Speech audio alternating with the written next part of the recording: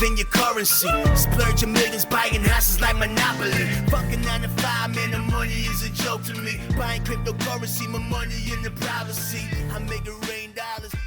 Hey guys and girls, welcome to this week's episode of the No BS with Birchy podcast. I'm your host, Nathan Birch. This is a show unraveling the truth to the facade of the 21st century. We're now exiting the matrix and waking up to motherfucking reality. Today I want to talk about property related stuff. Very much so far related to property. It's just all about property types. A lot of people ask me, I see a lot of people out there talking about different property types, what to get into, the pros, the cons, the good, the bad, the ugly, working out, what to navigate through. So I haven't actually seen this list. I've got my team to put together a list of all different little things there that I'm going to just refer back to. But, what types of properties are out there, I guess, to start off with? Well, most people think about a property as being a house because everyone lives in a house. But you've got houses, you've got units. If we look at residential in whole, you've got houses, you've got units, you've got villas, townhouses, you've got blocks of units, you've got tiny homes, you've got holiday homes, you've got all different new duplexes, all different stuff that falls under residential. There's good and there's bad inside of that, just like anything. You've got commercial properties, you've got office spaces, just like my office here. You've got shops, you've got motels, you've got factories, you've got storage units, you've got, what else do we have here? Multi-family properties, healthcare properties, all different types of properties in that sort of place. Then from that, you've got land, you've got subdivisions, you've got raw sites, you've got farmland, you've got agriculture. They fall under sort of more commercial sort of terms. You've got retirement villages, you've got over 55s, you've got holiday sort of properties, which you can buy a little room in a holiday property. You've got all different other stuff as well, which I probably haven't broken it down, but there's probably the bulk of what we'd want to be looking at. You've got advertising signage plinths, which you can buy like at the front of offices. You've got the branding. If you drive into the city, your local city, you'll see that all the big offices, whether they be 10 stories, 20 stories, 50 stories, 100 stories, they're not really 100 stories, but however tall they are, you'll see that the biggest ones have bank names on them, right? And you see the big name of the bank in the sky. It's like, how did the bank own that building? Well, we all want to be a bank, don't we? But, it doesn't necessarily mean that the name that you see on the sky is the owner of the whole building, or they occupy the whole building. They might just have 2 levels out of the building, and they might pay $100,000 to keep the name up the top, which, is their advertising. So, what is good to invest into? What is best for you? I guess out of all of those properties, they all make money in some way, and you want to make sure where the actual risk is, the counterparty risk. So if you're buying a property in a holiday unit, for example, or in a retirement unit or a student accommodation sort of unit, what you'll find is the counterparty risk is very high because you've only got limited amount of people that can go into that property. So there's a big risk when you're going into those sort of assets. So over 55s, retirement villages, hotels, resorts, those sort of things. The counterparty risk is that someone can't live in those properties. The only type of people that can live in there is either a student or either a holiday maker or either a retiree. Now, when you're looking at that, that's based on the fact the risk is associated to what the operator can do. So if no one wants to live in the retirement village because the operator's bad, well then there's no one living in that. There's no demand for it. If no one is coming to the holiday destination because the operator is bad, well then there's no revenue coming through. And it's not like you can go outside of these complexes. So when it comes to those sort of properties, I don't buy them. Yes, I buy motels and hotels and pubs, but I'm buying the whole freehold property, not just one little unit inside of one. If I was to buy one of those properties that I'm talking about, I would want it for $20,000, $30,000, $40,000, $50,000. I wouldn't go over that, really. unless it had some considerable upside. Their growth on those sort of assets is not there.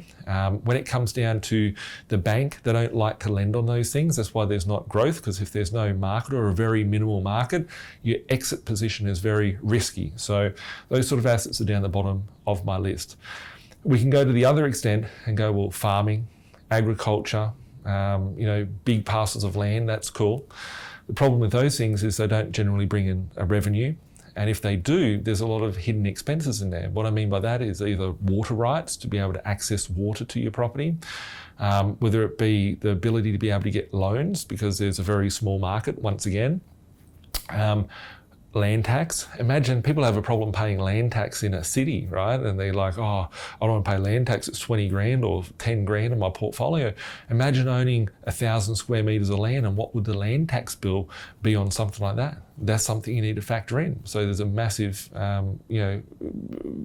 expense that's attached to it with very little cash flow. So it's not something that I would recommend for an average person unless you are in the business of either developing that land, you have a strategy for developing that land, or you have a strategy to turn a profit from working on the land. If you're a farmer and you live on a farm, well, then you're not paying land tax because it's not an investment property, it's your principal place of residence. But if it is an investment property, which most of you would be if you're buying it as an investment, well, then you'd be having to pay that sort of land tax. It would be accountable for land tax. So be mindful of that.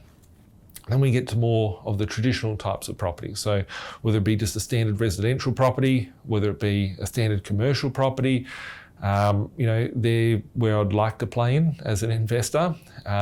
When you get to other areas of land, so whether it be building a house of land, building a subdivision, the problem that sticks around that is there's a lot of extra counterparty risk. So one is, what's the market doing? So if it's a flat market, it's okay. But if the market's going up or down, well, then you've stuck with other parameters. So will the builders build on time?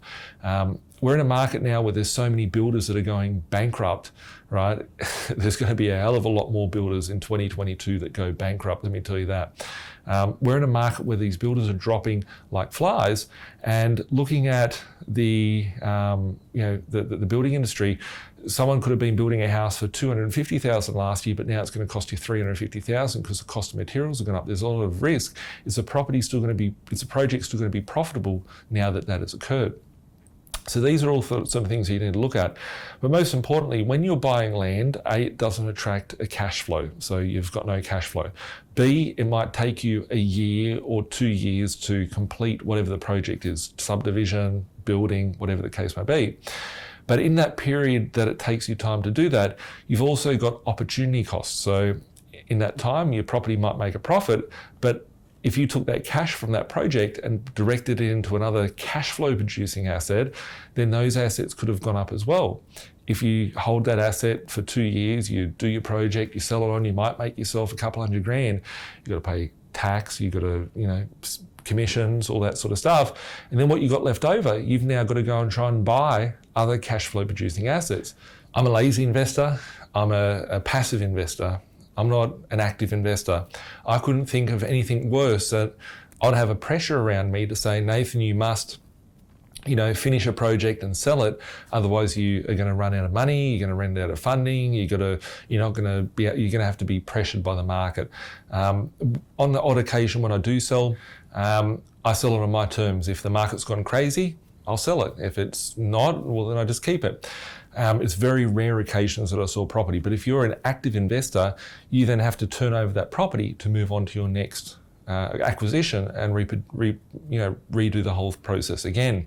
And you've got external factors there of the market changing, moving, whatever, and you have to go back to the banks and try and beg them to give you the finance depending on the finance environment on the day. So for me, as you all know, I'm just a buy and hold investor. I'm a lazy investor. I just like accumulating assets and I let the market do its thing. When I say I let the market do its thing, I mean inflation. Inflation's my biggest friend. Most people, inflation, it is their risk. But for me, inflation is my friend because I've got all of my assets, I've got all my stock, which is being inflated away.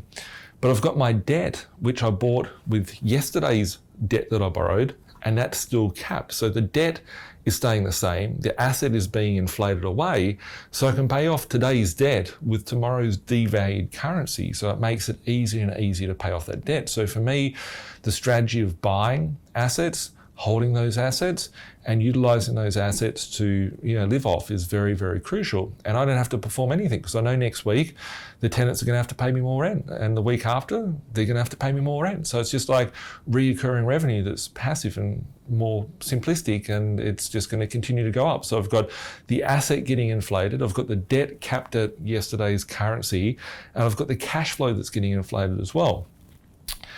Looking at should we buy a house? Should we buy a commercial property?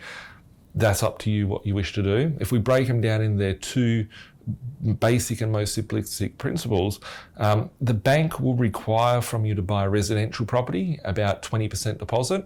You can get into it for as little as probably 5% deposit by using a thing called lender's mortgage insurance. When it comes to a commercial property, you're going to have to put in a 20% deposit, a 30% deposit, 40% deposit, sometimes even a 50% deposit. So the cost of entry is much greater. The question I ask when these things happen, right, is you've got to look at the bank and think, okay, what's the bank's reasoning behind it? So when the bank says for those little properties I was talking about and those riskier ones to start off with, those properties are very risky to the bank. So they don't want to take those things as an asset onto their books. They don't want to take that debt on. But when we look at like a house, they'll be like, okay, well, if this person defaults on their mortgage, we can just go and sell the property, and we've got 95% of the market out there that will want to buy this because they want to buy it to live in, to rent out, whatever the case may be, then it's a less risk for the bank. So if they have to sell off your office or your warehouse, you've only got a limited pool of people and the market is dependent on that. So there's extra elements of risk, which is reflective of what the bank will lend to you based on. So looking at, if we look at commercial properties, I like commercial properties, but they're not my thing for a foundation portfolio. They're very just stable and basic for me, like for my commercial properties. One of my favorite properties that I've got is a very high risk commercial property. It's located in the heart of the entrance. So the entrance is Central Coast, maybe about an hour out of Sydney. On the Central Coast, right opposite the water, I bought a shop. I paid $465,000 for this property going back probably about 7-8 years ago. When I bought that property, it had been vacant for 10 years. It was an old Video Easy store. But what it was a shop, and I didn't realize until later that there's a little door beside it. I actually don't look at my properties. I have zero care of looking at them. I just buy them based on a worst case scenario. And when I bought this, it was my first commercial property. And I bought it based on the fact that the land value was worth 400 grand, and I had this shop, and I thought I could get maybe 30 grand a year for the shop and it could be cool. 40 grand a year, great. And then I bought it, and I realized that on the shop, there's a door beside it, and it's got a concrete roof on the property. And on that it was designed to have units put on top of it. So I could build maybe 6 stories worth of units today on the property, and it's right opposite the ocean. So it would get ocean views from the properties, which is pretty cool. But it had been vacant for 10 years previously. And when I got it, it was vacant for about 2 years after I owned it. I was able to secure a 20-year lease on that property at $100,000 a year, and it continues to go up every year by 3% inflation. At the time of buying it, I thought it was fantastic. And of today, if the tenant moved out, I could develop on it. It would be worth a hell of a lot more money if it was vacant, and I could probably get a greater tenant because the market is really tight there from vacancies at the moment. But so for me, that property worked out as being a cool one because I've got this 100 grand a year that just comes in. It gets paid a year in advance every year on the same date. It's great. But if I was the previous owner and I held it for 10 years, it would have been a dog of a property. So why did that property work out? It was just by chance that I found the right tenant on the right day, and that just happened. How often do you drive down the main highway looking at shops or offices or commercial spaces that have been vacant for many, many years? You could have a prime property that's being rented out for 2 decades, 3 decades, 4 decades, and then suddenly it's vacant, and it's vacant for the next 2 years, 3 years, 5 years. There is a high risk on that side of things. It was only last night I saw an article on this thing called the Nita Centre. I think it was on Channel 9 News. It's about this thing called the Nita Centre. It's in Fairfield in Sydney. And it's this big shopping centre. It was very busy and bustling and all that, but it had been bought out, taken over, and all the shops have gone bankrupt. I think there was like a Subway and, the guy had been there for 10 years, a key cutting, a mobile phone, a hairdresser. There's no one in the shopping centre. So these shops have all gone bust and had to hand back their keys, and they're still getting charged for it. So on that front, how long are all these shops going to stay vacant in these shopping centres for? I know the shopping centre just opposite my office here, we're in a prime location, right? Like we are in a really good area here in Sydney, in Bella Vista. And in the shopping centre, there's lots of vacant holes. Every time I go to the food court or walk through there, I see the food court and there's another one that's gone, there's another one that's gone, there's shops that have gone. How long will these things stay vacant for? If you're an average punter, could you withstand a vacancy for 2 years, 3 years, 4 years, 5 years? That's what you need to factor in with commercial property. The other thing is that with growth, it is, so it can be fantastic, but growth, if you've got a 3% growth on your CPI growth on your rent, so if your rent is $100,000 a year, next year you'll get $103,000. But if your property, being a commercial property, is based on a yield and you're getting if you were to sell it or have the valuation based on it at a 5% return or a 7% return or a 4% return, your property's growth is going to be impacted because the leases that's going to be attached to that and the rental capacity coming through. So that's something also to think about. It is very difficult to pull out equity from a commercial property when you're buying and having a strategy. So for me, buying residential is my favourite go-to. And when I say residential, I mean houses, townhouses, units, villas, just normal residential properties. Before I go into the residential, commercial, the one thing I do like about it is the outgoings. The tenant pays for the council rates, the insurances, the strata fees, land tax, all of those sort of things are covered. You can negotiate, not all the time. You can negotiate to be a part of the lease, so the occupant pays the outgoings. So based on that, you've got that. You've got the houses. The houses you can get in for as little as a 5% deposit, but on average, and I'd say probably 99.5% of my investors put in a 20% deposit into their properties and buy their properties with a 20% deposit. It's much easier, it's better by the fact that you can refinance these properties and pull equity. You could buy a property, I tell you about these examples quite often, so I'm not going to go into them, but you could have bought a property last year for $200,000. There's one property in the back of my head at the moment, $200,000. It could be worth $320,000 this year. That's because homeowners have gone through, they've come and picked up the properties and the market's gone up. You've made 120 grand on your 200 grand. You could just go back to the bank values it within a couple of days, couple of weeks, and gives you a loan on that for an extra 120,000. 80% loan of 120,000 equity would be $96,000. If you put 50 grand deposit in to buy that property, you go back a year later, you pick out $100,000 for equity. You've now got that one property that's turned into two property deposits, and you can utilize those deposits to go and buy more assets. Looking at the cash flow from those properties, you can just, people say, well, the risk is that the tenant, with residential, you don't charge a tenant the council, the water, strata, all that sort of stuff. Wish I could, it'd be great. But also the tenant could move out in 6 months, 12 months. But if a tenant moves out and you're buying it in a decent location, which is a lot of areas, probably 80% of the markets are in good locations, so you'd find a tenant within a week or two. If I look at all the properties that we manage on the Gold Coast, those properties that we picked up for investors, that were renting a year ago for $300 per week and now renting for $350 per week, there's $50 a week increase. That's like 12%, 13% increase. Probably 90 to 100% of our properties in the Gold Coast or Brisbane markets have seen an increase of about 15 to 20% on their rental figures in the last year, right? I'm happy if a tenant moves out of one of my properties because a new incoming tenant is going to respect the fact that they got a property very quickly and they are going to be happy to pay a little bit more premium. So looking at rental markets on those properties, you can adjust the rents more quickly. It's a more fluid and liquid market, and that's why I believe that the banks will lend you more money for these properties. So it's easier to build a strategy of pulling out and recycling that equity. If you had $1 million, let's say you've got 200 grand and you've got that as deposits, or let's say you've got $50,000 as a deposit.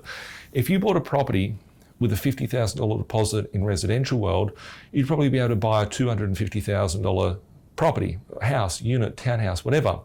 If you had $50,000 and you're going to buy a commercial property, you had to put down a 40% deposit, you'd be buying a $100,000, $120,000, $150,000 property. As an investor, I want to take the largest asset base. If the market was to double tomorrow, do I want to double $1 million worth of property into 2 mil or $5 million into $10 million? That's the question that you need to be asking yourself. So residential property allows you to do that much quicker, much more aggressive, much more strategically, and lowers the risk. Looking at the different types of residential properties, whether it be a house, most people go, I want to buy a house, right? I see so many people that say, I want to buy a house, I don't want to buy a townhouse or a unit. And it always makes me think, right? Like, what is your logic behind that? When I first started buying properties, I only wanted to buy houses. So my first 6-7 properties were houses until I couldn't service anymore. And I've said this story lots of times, so I won't bore you all with it, but I couldn't buy any more property. And I ended up buying a townhouse. The townhouse allowed me to buy another townhouse. And then I realized after buying 2 townhouses that, wow, it's much better for me buying the townhouses than it was the houses because the cash flow was greater and the bank will allow me to borrow to buy more of those things. So I had to repair my financial position. So a lot of people get stuck. They just go, I want to buy a house, and then that's the end of the story. So work out what is your strategy and then work out the type of property you need. If you buy a house, you could buy $1 million worth of house, or you could buy $3 million worth of townhouse units and villas. If the market doubled on both of them, would you want to see 10 rents of units go up by $50 each, or one house rent go up by $50, right? You're going to get an extra $500 per week or an extra $50 per week. Simple fact, right? If you look at the value and they both double, you've got 10 properties going up from 3 million to 6 million, or you've got one house going from 1 million to 2 million. The property is only the vehicle. It's not the strategy. It's not the end game.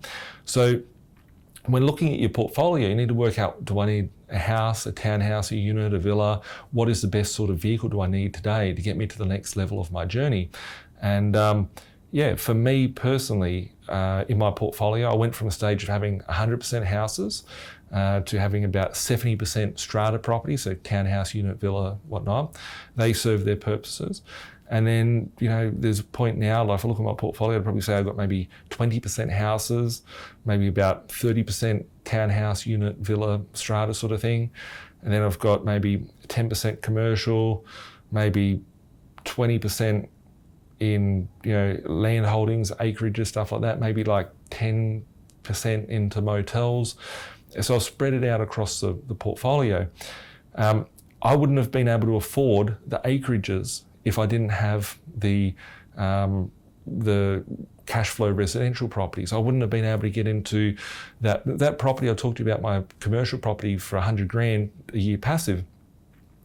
I wouldn't have been able to afford that or keep it if it wasn't for me having, 5 residential properties to back that property up at that point. So the vacancy period, those residential properties supported it. For the deposit, the residential properties supported it.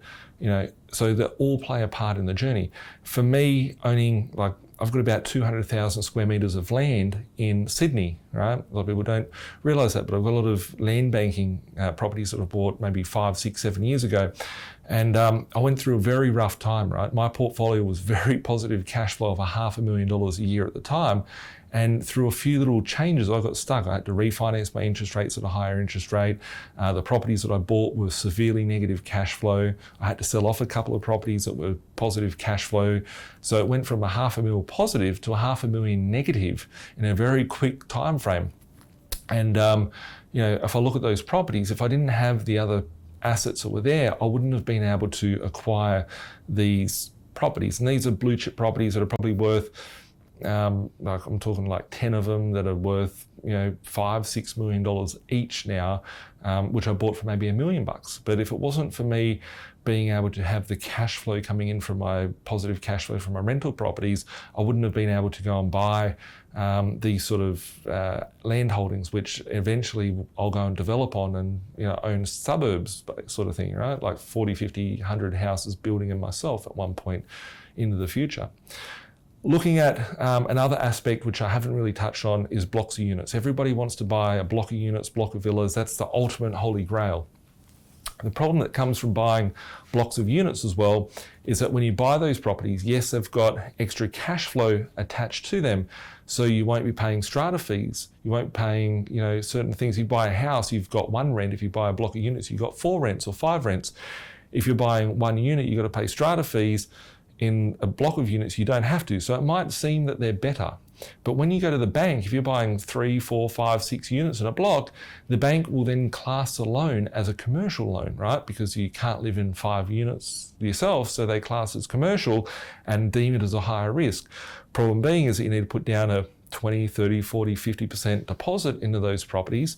And that way, you're pushing a residential property into the negative points of being a commercial property with all those extra sort of commitments there. If you had 5 individual units or 5 units in one block, a lot of people might think the 5 units in one block is better, which it can be because it could be better for extra cash flow and all that. You wouldn't be paying strata fees and whatnot. But if you had to sell one off, you could sell one off over here, you still got 4. If you have to sell off one, you've got to sell off the whole asset, you've got no assets left over. If you've got the whole block of units, you've got to pay building insurance, you've got to pay land taxes, lots of extra expenses that come into buying a block of units, whereas if you're buying an individual property, it doesn't necessarily have. If you're buying one block of 5 units, or if you've got 5 individual units, you could have those 5 individual units put in Sydney, Brisbane, Perth, Cairns, Gold Coast, 5 different locations. Having that one block of 5 units, it's all in one location. If that market goes up, great. If that market goes down, well then, you've got a big problem there, right? Because all your eggs are in one basket. The other aspect of buying a whole block of units is that because the finance is much more difficult, when it comes time to resale, you could have 5 units individually at $200,000 a piece, or you could have 5 units in one complex that's worth $1 million. If the market was to double of either one of them, those 5 units go from 200 grand to 400 grand. But if you have the whole unit block, because there's less of a market, you might sell the unit block for, $2 million, which is great. But then on the individual units, you might be able to get a bit of emotion out of the buyers, and those 5 properties might sell for $500,000 a piece because you've got a homeowner coming through, all that sort of stuff. So you could have a little bit of a benefit there on that front. So each property has its risks, has its pros and cons. If you look at buying a townhouse, a unit, a villa, a strata property, yes, you've got problems of paying strata fees. A lot of people don't want to pay strata fees on those properties, but at the same time, a strata levy covers building insurance. So if you had a house versus a townhouse, in the house, you've got to pay a higher level of land tax. If you've got a large portfolio, land tax is important, so you need to factor that in as a cost. So you've got to pay land tax. You've got to fix up the driveway, the gutters, anything to do with the outside of the property. Plus you've got to pay building insurance. So if you added all those things up, you'll be paying thousands of dollars a year to hold that property as a fixed cost of holding that property. If you own a strata property, it could be a unit, townhouse, whatever, you've got to pay strata levies, which can be $1,000, $2,000, $3,000 a year. But what that does cover is that I know that I don't have to worry about the gutters because that's covered under strata. I don't have to worry about the driveways. I don't have to worry about certain things out there. So they're costs that can be saved from over here. Looking at the building insurance, strata covers building insurance, so you don't have to go and pay $1,000 or $1,500 or $2,000 a year for insurance because it's already been covered inside of that body corp. So a lot of people look at strata as being negative, which, if you can save the costs, then that's great. But when you look at a house, those costs are already there anyway. So looking at all the properties, I think that apart from the first few that I mentioned of, being the very high risk stuff that I wouldn't really want to put in my portfolio, it's important to have a well-diverse strategy and a very thought-out strategy on how you're going to get there. If you want 5 commercial properties, great. How are you going to afford them if you don't have the deposits? You need the residential to get there. If you want 2 blocks of units, well, then you need to have 10 residential properties so you can pull out that equity and use that to go and buy the blocks of units. A lot of people focus on only one part of the strategy and they go, this is all I want. It's not what I've learned over the years. It's not what I want in my portfolio. It's what does the bank want from me, right? If I can give you one bit of takeaway advice, I've talked about the pros and cons, but I've also talked about the lending side of things. If you can't get the loan, you can't get the asset. As an investor, I want the largest asset base. I couldn't give a shit if it's a house, townhouse, unit, shop, shopping centre, motel, whatever it is, farmland, 1,000 acres of bananas, whatever the case may be. I need to work out, if I want that, what does the bank require from me for me to be able to afford that? So it's not about what you want as an investor, it's about what does the bank want, because without the money, you can't do a deal. So think about it from the lending perspective. What does the bank require from me? The bank might need $300,000 a year income from you. Well, if you can't earn $300,000 a year, how else can you supplement your income to have $300,000 a year? As an investor, that's the crucial part, is working out what the bank wants and then buying properties in line to support the bank's KPIs to give you more and more lending. People always say to me, Nathan, I can't buy anything. Probably in about 80% of the times when people say that they're screwed up, I can get them back on the right track. 20% of the time they may be bankrupt, they may have, they've just started a business, they might have something stupid in their position, and I can't really help them in those situations, but I can give them guidance to get them back on track in 12 months, 2 years down the track. But 80% of the time, when someone says that they can't do something or can't move forward, there is a way to make them move forward, but they've got to take the right steps in order to keep pushing forward and get to the end destination, and it's getting on the right track. So I've seen people that come into us and they might be stuck, they might have 3 properties and they can't do anything, and they'll end up with 10 properties in 2 years, 20 properties in 2 years, whatever the case may be. If you need help with your strategy, you know where to find us, 1300 367 925. If you have questions to ask through to us, send them at marketing@binvested.com.au. And if you like what we put out there, you can get us next week at Spotify, Google, Apple Play, and YouTube as always. We'll catch up soon. Keep being awesome. Bye for now. Like Bilal said, man, we're stuck in the matrix. This my advice, don't care if you take it. The dollar about to die, soon to be hyperinflated. This my 2 cents, don't care if you save it. Joint be decentralized and you will see you've been lied to the whole time, and it's the irony, cause they do the exact opposite. You become a slave to the system, and up your money, all they do is profit. There's no conspiracy theory, you better hear me. Crypto will set you free before the system does. I don't care if you do or you don't, but what I'm saying is the truth to the reason you choke. I've never been a failure, excuse my behavior. Keep talking, haters doing me a favor. They all telling lies, I know what they been telling you. I'm the opposite of Donald Trump of Australia. It's amazing, there for the taking. My time is never wasted, just getting wasted. These girls say I'm really breathtaking. I can't help it if I really